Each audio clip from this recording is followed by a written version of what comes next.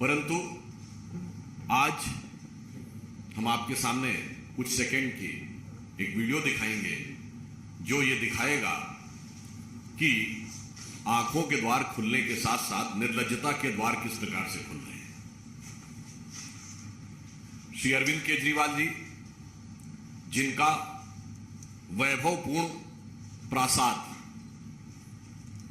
Luxurious महल, जिसके विषय में कई बार उनके नेता उसके बचाव में राष्ट्रीय स्तर के नेताओं से तुलना करने का प्रयास करते थे, परंतु अब मुझे लग रहा है जिस प्रकार के नए दृश्य और तथ्य सामने आए हैं तो वो अंतर्राष्ट्रीय स्तर पर जाते हुए नजर आ रहे हैं। जैसे इससे पूर्व ऐसा लगता था कि उनका आवाज भारत के कतिपय भ्रष्टाचार के आरोप में लिप्त नेताओं के वैभवशाली मकानों के समकक्ष है, परंतु अब मुझे लगता है, याद है उन्होंने दो बड़ी इंटरनेशनल न्यूज़पेपर्स में कुछ छपवा के अपने को दिखाया था ना, वो कितने बड़े इंटरनेशनल फिगर हैं। पर अब तो कुछ ऐसा लगता है कि अगर आप लोगों ने देखा होगा तो सद्दाम हुसैन के मकान में जिस ढंग की चीजें दिखाई पड़ती थी, चर्चा में आती थी, या किम जोंग उन के मकान में जिस ढंग की चीजों की चर्चाएं आती थी, अब तो उसके समकक्ष आती दिखाई पड़ रही है। मतलब मानना पड़ेगा कि वो क्षेत्रीय दल से राष्ट्रीय दल ही नहीं बन गए, अंतरराष्ट्रीय स्तर की उन्होंने स्थिति प्राप्त कर ली है दुनिया को दिखाने के लिए।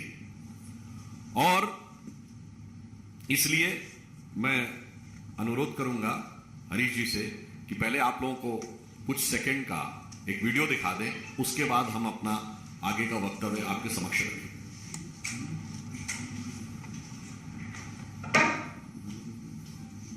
मेरी बहुत छोटी सी औकात है। आज मेरे घर में 4 या 5 कमरे हैं। मैं जहां भी जाऊंगा 4-5 कमरों से ज्यादा की मेरे को क्या जरूरत है भाई साहब? 4-5 कमरे ही चाहिए, हाथ पैर पसारने के लिए उतनी जगह चाहिए, और जगह की क्या जरूरत है? ऐसे मेरे कई चाहने वाले, मेरे दोस्त और मेरे हमारे जो पार्टी के सपोर्टर्स हैं, उन लोगों ने मेरे पास फोन आए, उन लोगों के और जो जनता के फोन आए, उनके मैसेजेस आए और उन्हें लगा कि मुझे ऐसे घर में नहीं जाना चाहिए। तो मैं ये दोनों घर छोड़ रहा हूँ और मैं सरकार को बोलूंगा कि वो मेरे लिए कोई और इससे भी छोटे घर ढूंढने की कोशिश करें। तो वो कहते हैं ना, सीजर्स लाइफ, तो वही वाली बात है, हमें तो उसके लिए तैयार होना पड़ेगा। अभी हाथ में प्रिपेयर फॉर द स्क्रूटिनी। कोई लाल बत्ती की गाड़ी नहीं होनी चाहिए उसके पास, कोई बड़ा बंगला नहीं होना चाहिए उसके पास, वो एक कमरे के फ्लैट में रहे आम आदमी की तरह, कोई सिक्योरिटी नहीं होनी चाहिए।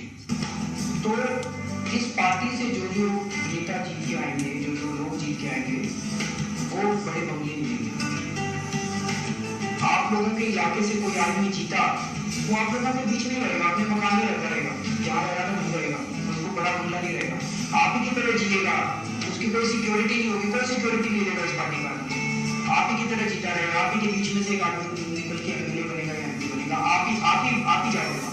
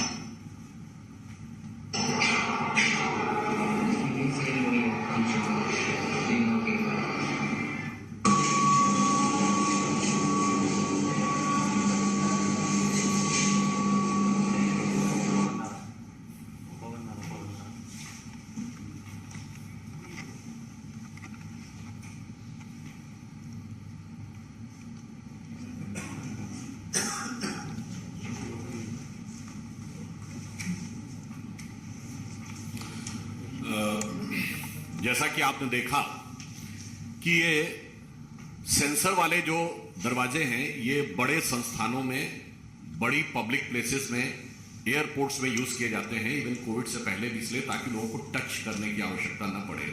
परंतु आपने देखा यहां तो बहुत बेहतरीन तरीके, इसका आप गहरा राजनीतिक अर्थ समझिए कि किसी चीज को टच नहीं करते, फाइल को टच नहीं करते, सब रिमोट से चलाते हैं। कहीं सत्येंद्र जैन जी बोले से करवा देंगे, कहीं सिसोदिया जी से, और तो और पार्टी को भी टच नहीं करते। साहिब आलम के आने के साथ ही पार्टी को एक्शन में आ जाना चाहिए, उसमें भी रिमोट से कोई चीज खुद नहीं साइन करेंगे। और इस प्रकार की एक धारणा और मीडिया में समाचार हैं कि पंजाब की सरकार को भी रिमोट से ही कंट्रोल करते हैं। तो आपने देखा कि उन्होंने यह जो बताया और उससे पूर्व का उनका वक्तव्य है। अब मैं उनका एक और स्टेटमेंट आपको शब्दशः पुनर्स्मरण कराए दे रहा हूं, रिमाइंड के दे रहा हूं। यह 27 अक्टूबर 2013 को उनका किया गया ट्वीट है। कोट, दिल्ली की मुख्यमंत्री शीला दीक्षित जी के घर में 10 एसी लगे हुए हैं। मैंने सुना है कि उनके बाथरूम में भी एसी लगा है। कौन भरता है उनकी एसी का बिल? मैं और आप भरते हैं? आगे गौर फरमाइएगा। मेरा तो कलेजा कांप उठता है यह सोचकर कि जब दिल्ली की 40% जनता झुग्गियों में रहती है तब कोई मुख्यमंत्री कैसे आलीशान घर में रह सकता है। अनकोट। शायद ऐसे ही लोगों के लिए वो पंक्ति लिखी गई है कि विद्युत की इस चकाचौंध में देख दीप की लौ रोती है, अरे हृदय को थाम महल के लिए झोपड़ी बली होती है। और आपने देखा कि मुफ्त की चीजें दिखाकर खुद क्या हासिल किया है। मैं सिर्फ एक वाक्य कहना चाहूंगा कि यहां पर विषय सिर्फ आरोप लगाने का नहीं है, विषय सिर्फ उनका असली चेहरा दिखाने का नहीं है, विषय सिर्फ कटाक्ष का नहीं है, विषय उस दर्द का भी है, उस धोखे का भी है जो दिल्ली की जनता ने अनुभव किया है। क्योंकि दिल्ली की जनता ने एक विश्वास किया था उन बातों के ऊपर, और मुफ्त के नाम पे देने के संदर्भ में अगर मैं ये कहूं कि मुफ्त में उन्होंने सबसे बड़ा धोखा दिल्ली की जनता को दिया है तो यह गलत नहीं होगा। जिसे हम एक पंक्ति में कहें कि धोखे की यही खासियत होती है जनाब कि यकीन के साथ अक्सर मुफ्त में मिल जाता है। तो मुफ्त में उन्होंने कुछ और दिया हो न दिया हो, मगर दिल्ली की जनता के विश्वास को अवश्य छला है। तो हम सिर्फ ये कहना चाहते हैं कि अब जब मीडिया के माध्यम से आपके घर के द्वार खुलकर सामने आ रहे हैं और किसी को हाथ लगाने की भी जरूरत नहीं है, जाने के साथ ही खुल जाएंगे, तो मेरा मानना है कि पारदर्शी, शुचितापूर्ण नई राजनीति जैसे छलावे को देने वाले केजरीवाल जी कृपया मीडिया को और अन्य लोगों को जाने के लिए छोड़ दीजिए ना। और यदि आप नहीं छोड़ते हैं तो याद रखिए कि जिसे यह पंक्ति कहकर समाप्त करता हूं कि जो वक्तव्य हमने दिखाया और जो कृतित्व आपका दिखा है, कथनी और करनी में जितना बड़ा अंतर दिखा है, इसमें सिर्फ आम आदमी पार्टी ने भारत की राजनीति में क्राइसिस ऑफ क्रेडिबिलिटी क्रिएट करने में महत्वपूर्ण भूमिका निभाई है। इसी ढंग की बातों के कारण अक्सर संपूर्ण राजनीतिक वर्ग के बारे में जनता में अनास्था उत्पन्न होती है। जहां एक तरफ भारतीय जनता पार्टी प्रधानमंत्री जी के नेतृत्व में विश्वसनीयता की, प्रामाणिकता की प्रतीक है, वहीं अब आम आदमी पार्टी और तमाम अन्य विपक्षी दल विश्वसनीयता के संकट के प्रतीक है। इसलिए मैं सिर्फ यह कहता हूं कि याद रखिए कि चंद बातें करना और मुतमई होना नहीं अच्छा, जो बोलते हुए दिख रहे थे, चंद बातें करना और मुतमई होना नहीं अच्छा। सियासत आखिरी दम तक सभी को आजमाती है और बहुत गलती की गुंजाइश नहीं होती सियासत में, जरा किरदार हल्का हो कहानी डूब जाती है। धन्यवाद।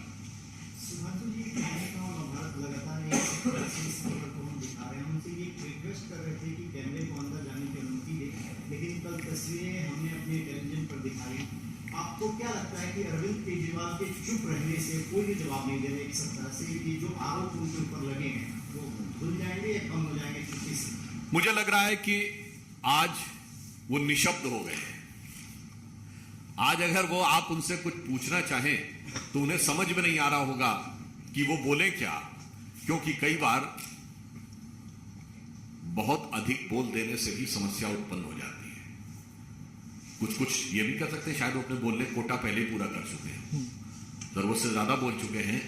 मैं स्वर्गीय अटल जी का एक वाक्य उद्धृत करना चाहूंगा। वो ये कहते थे, बोलने के लिए बुद्ध की आवश्यकता होती है और चुप रहने के लिए विवेक की।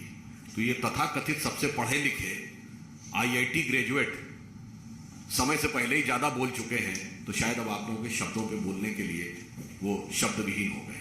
जी सर, आपके लिए क्या सिर्फ एक नैतिक मामला है या इसमें आर्थिक भ्रष्टाचार भी आपको दिखाई देगा? आर्थिक भ्रष्टाचार का विषय है,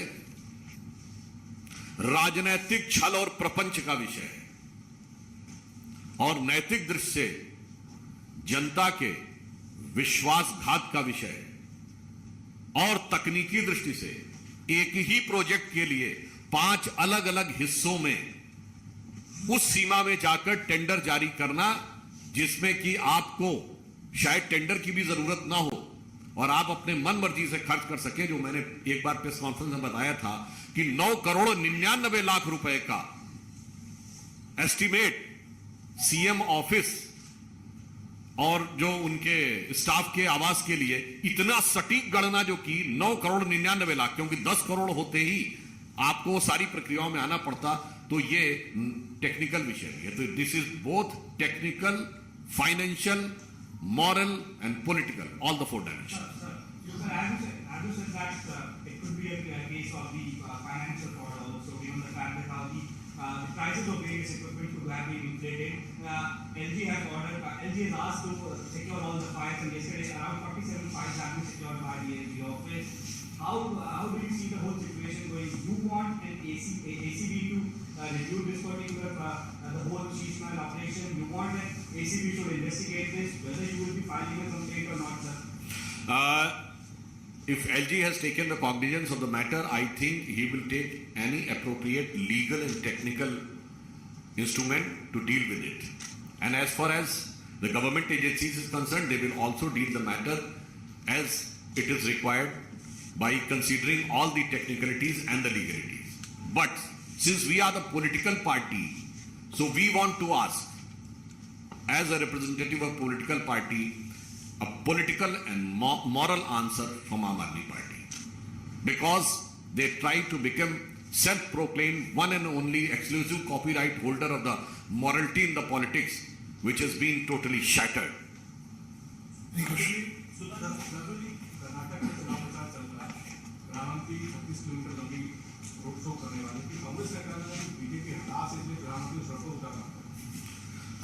माननीय प्रधानमंत्री जी का अभी तक का सबसे बड़ा जो रोड शो हुआ था वो अहमदाबाद में हुआ था, 50 किलोमीटर का। कौन हताश था और उसके बाद कौन हताश दिखा? मुझे लगता है कि कांग्रेस को कोई टिप्पणी करने से पहले इस बात पर विचार कर लेना चाहिए, क्योंकि जनता का इस प्रकार का भाव है, सम्मान और स्नेह का प्रधानमंत्री जी के प्रति, इसलिए रोड शो करने की आवश्यकता अधिक होती है, और हमारे अन्य नेताओं को भी, ताकि अधिक से अधिक जनता के साथ संवाद और अधिक से अधिक जनता के साथ संपर्क किया जा सके और वह संपर्क निकट से हो सके। कर्नाटक चुनाव को लेकर ये सवाल और है कि रहमान खान उनका ये कहना है कि बजरंगबली का नाम करके टेरराइज किया जा रहा है, और दूसरा कहना है कि मुसलमानों का जो आरक्षण है वो 4 से 6% बढ़ाने का विचार करेंगे। देखिए, एक बात मैं कहना चाहूंगा कि सांप्रदायिक आधार के ऊपर आरक्षण देने का कोई प्रावधान संविधान में नहीं है। इस तरह की बात करना असंवैधानिकता है, और एक नहीं अनेक राज्यों के उच्च न्यायालय के द्वारा यह खारिज किया जा चुका है। अब रही बात इसकी कि उनकी बड़ी हास्यास्पद स्थिति है कि PFI जिसपे बैन है वो कहते हैं हम लगा देंगे, और बजरंग दल जिसपे वो बैन लगा ही नहीं सकते, एक राज्य सरकार होने जाते हैं उस पर कहते लगा देंगे। मतलब अब आप सोचिए कि इनकी क्या बात पे भरोसा किया जाए, इस बात की करामात आप समझिए। तभी तो माननीय प्रधानमंत्री जी ने कहा कि इनकी बात की कोई वारंटी नहीं, क्या गारंटी की बात की जाए। मतलब जो हो चुका है वो कर देंगे, और जो कर नहीं सकते वो भी कर देंगे। इसीलिए मैंने पुनः रिपीट कर रहा हूं, इसीलिए ये सारे दल क्राइसिस ऑफ क्रेडिबिलिटी के प्रतीक हैं। और मैं पूर्व में ये बात कह चुका हूं, फिर रिपीट कर रहा हूं, बजरंग दल पर यह प्रतिबंध लगाने का दावा नहीं कर रहे हैं, ये लगा चुके हैं और अदालत की चौखट पर औंधे मुंह गिर चुके हैं। विवादित ढांचा गिरने के बाद 10 दिसंबर 1992 को इन्होंने संघ और बजरंग दल दोनों पर प्रतिबंध लगाया था। नियमानुसार 90 दिन के अंदर इनको कोर्ट के सामने सारे साक्ष्य एक ट्रिब्यूनल के रूप में प्रस्तुत करने पड़ते हैं, जो ये साबित करने में असफल रहे। और 4 जून 1993 को बाहरी ट्रिब्यूनल ने पूरी तरीके से खारिज कर दिया, संघ और बजरंग दल दोनों को आरोप से मुक्त कर दिया। और 18 जून की रिपोर्ट पढ़ी है बाहरी ट्रिब्यूनल की, पेज नंबर 71 पे क्लियर कट लिखा, कोई एविडेंस ही नहीं था सरकार के पास। तो इसका मतलब चाहे भूत हो या वर्तमान हो, दोनों उनका ऐसा है, तो भविष्य क्या होगा आप समझ सकते हैं। बजरंगबली का नाम लेकर टेरराइज कर रहे हैं। एक सवाल ये है, बजरंगबली का नाम लेके तो भय दूर भागता है। अब उससे भयभीत कौन होता है वो आप लोग ज्यादा बेहतर समझते होंगे कि बजरंगबली के नाम से कौन भयभीत होता है। एक सवाल है, राजस्थान, छत्तीसगढ़, हिमाचल के बाद अब कांग्रेस जो है वो कर्नाटक में भी ओपीएस लाने की बात कर रही है। उनका कहना है कि अगर उनकी सरकार आएगी तो कर्नाटक में गोल्ड पेंशन स्कीम को लाएंगे।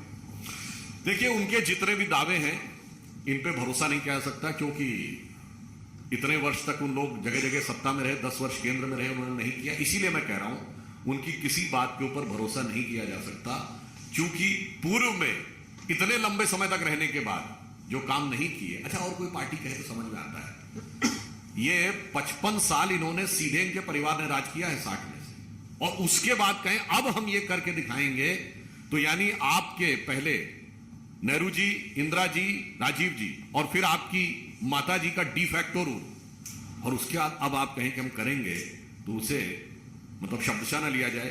हिंदी भाषी ग्रामीण क्षेत्रों में कहावत होती है कि बाप न मारी मेड की और बिटवा तीरंदाज।